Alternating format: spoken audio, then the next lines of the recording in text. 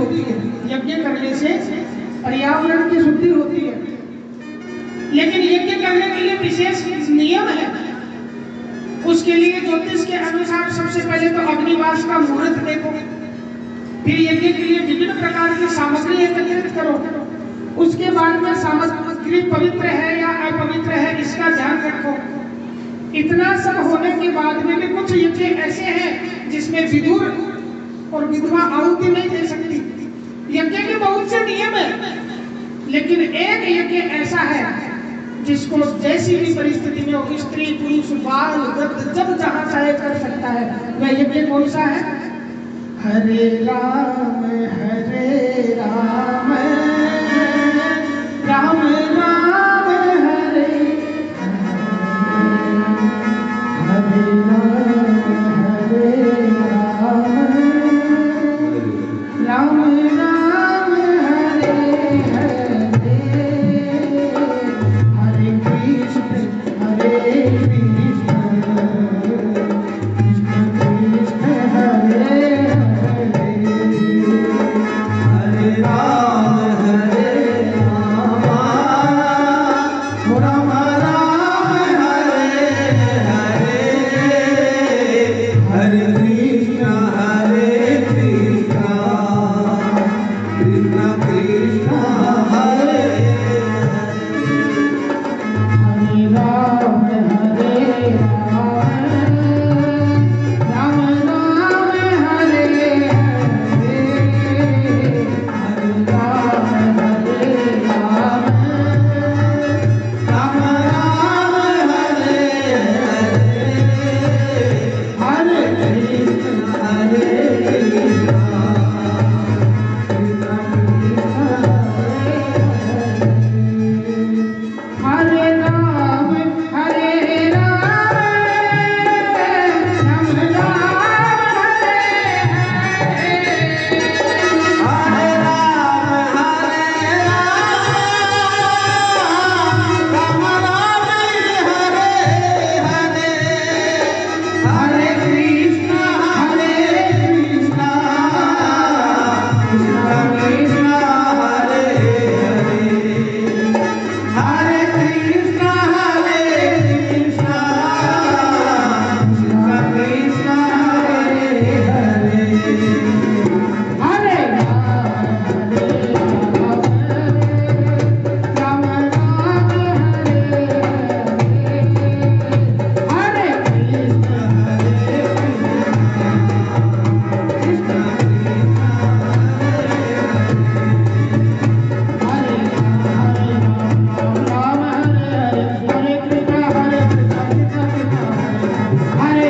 हरे राम राम राम हरे हरे कृष्ण हरे राम हरे राम राम राम हरे हरे राम राम राम हरे हरे हरे कृष्ण कृष्ण कृष्ण हरे हरे कृष्ण कृष्ण कृष्ण हरे हरे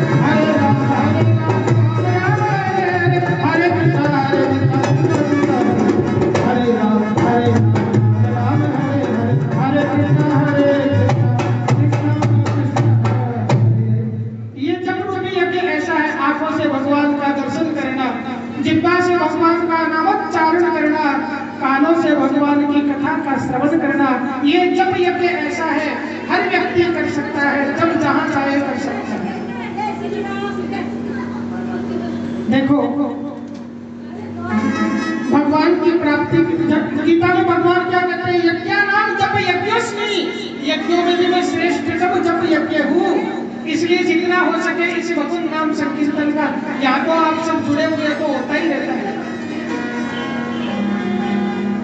अब एक बात मैं और निवेदन करूं, देखो श्रद्धा पत्नी है, आत्मा इस जीव का यजमान है, शरीर जो है हमारा यज्ञ की भूमि है, और जो इंद्रियां हैं इस यज्ञ मंडप के द्वार है।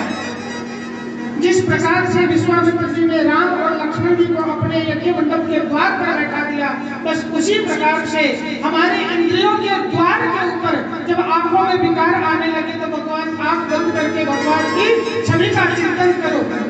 कानों से जब कोई हमारे सामने किसी की निंदा करे, कोई गलत शब्दों का प्रयोग करे, उस समय भगवान की जो सुनी हुई कथा है उसका अनुभव करो, भगवान की कथा का श्रवण किया है उसका चिंतन कीजिए। जिब्बा से भगवान नाम का उच्चारण करो। ये यज्ञ ऐसा है जो चाहे जब चाहे जहां चाहे कर सकता है। राम जी और लक्ष्मण जी जब तक नहीं आए तब तक विश्वामित्र का अर्थ क्या है? विश्व से असंताप मित्र है, जो संपूर्ण विश्व को मित्र से चक्षुषा सर्वाणि भूतानि समक्षंताम, संपूर्ण विश्व को मित्रवत दृष्टि से देखे वह जीव विश्वामित्र है। जीव का जीवन यज्ञ तब तक सफल नहीं होता है जब तक राम की मर्यादा और लक्ष्मण का त्याग हमारे जीवन में, लक्ष्मण का समर्पण जब तक जीवन में नहीं आता है। देखो राम जी के पास धनुष बाण हमेशा रहते हैं। धनुष ज्ञान का प्रतीक है, बाण विवेक का प्रतीक है। चाहे राम जी विवाह मंडप में रहेंगे तो भी धनुष बाण है, युद्ध में रहेंगे तो भी धनुष बाण है। जहां देखो राम जी के हाथ में धनुष बाण रहता है। तो ज्ञान और विवेक से सदैव सुसज्जित रहो तो आपका जीवन यज्ञ सफल हो जाएगा। दूसरा इस प्रसंग का भाव देखिए, विश्वामित्र जी के पास 6 चीज थी।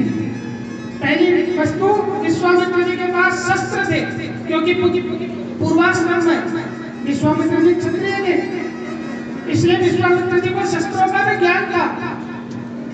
दूसरी, विश्वामित्र जी के पास शास्त्र था, शास्त्रों का ज्ञान था, शास्त्र थे विश्वामित्र जी के पास। विश्वामित्र जी के पास जीवन को सफलता से कैसे जिया जाए, इस जीवन को जीने के श्रेष्ठतम सूत्र भी थे। शस्त्र, शास्त्र और सूत्र 3 चीज हो गई।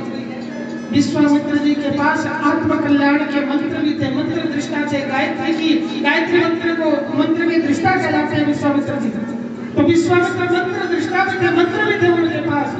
और विश्वामित्र जी के पास साधना भी थी, 60,000 वर्षों तक साधना की। विश्वामित्र जी अच्छे साधक भी थे और जीवन को सफल बनाने के लिए विश्वामित्र जी के पास साधन भी थे।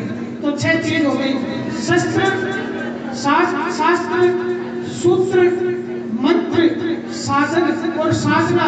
ये 6 चीज व्यक्ति के पास हो, लेकिन जब तक राम और लक्ष्मण नहीं आए, राम की मर्यादा और लक्ष्मण का समर्पण, लक्ष्मण का त्याग, लक्ष्मण का इंद्रिय निग्रह जब तक इस जीव के जीवन में नहीं आता, 6 की 6 चीज धरी रह जाती है और जीवन यज्ञ सफल नहीं होता है।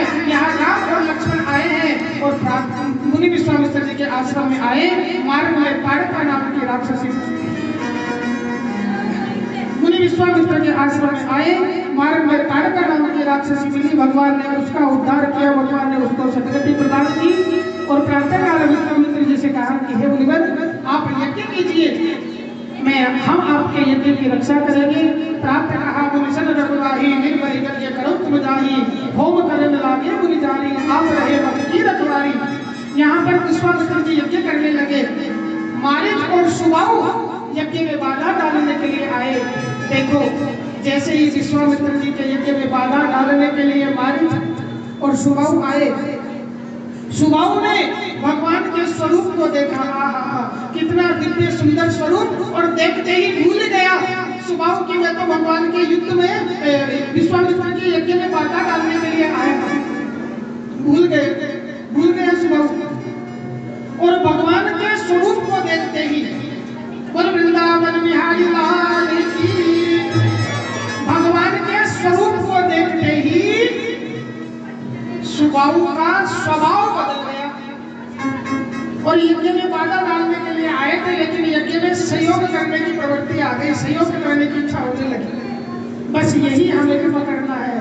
मंदिर में गए, भगवान का दर्शन किया, और हम तो सुबह शाम रोज बैठते हैं, रोज कथाएं सुनते हैं, हजारों व्यक्ति कथावाचकों के संपर्क में, पंडितों के, गुरुजनों के संपर्क में रहते हैं, लेकिन फिर भी यदि हमारा स्वभाव बिगड़ा हुआ है, कथा सुनने के बाद भी स्वभाव बिगड़ा है, भगवान के स्वरूप को देखने के बाद भी स्वभाव हमारा सुधर नहीं पा रहा है, समझ लीजिए कि हमारे में राक्षस गुण है। भगवान ने स्वभाव को बिना परखे स्वभाव को सदगति प्रदान की। अगली लीला में संयोग जान करके मारीच जो है लोभ का प्रतीक है। जब क्रोध, काम और लोभ रूपी शत्रु जीवन रूपी यज्ञ में व्यवधान डालने के लिए आते हैं, जब राम की मर्यादा और लक्ष्मण का इंद्रिय निग्रह और समर्पण आप धारण कर दोगे तो आपका जीवन यज्ञ सफल हो जाएगा।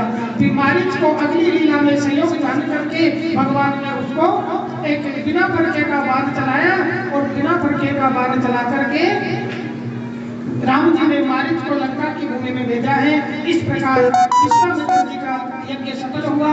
हमारे जीवन यज्ञ में भी यदि राम जी की मर्यादा, लक्ष्मण जी का समर्पण आएगा, हमारा यह जीवन यज्ञ भी सफल होगा। अब एक दिन यहाँ पर फिर भगवान को बला और अति बला नाम की विद्या विश्वामित्र जी ने दी है। एक दिन मुनि विश्वामित्र जी कुछ जनकपुर से निमंत्रण पत्रिका आई थी, उस निमंत्रण पत्रिका को विश्वामित्र जी पढ़ रहे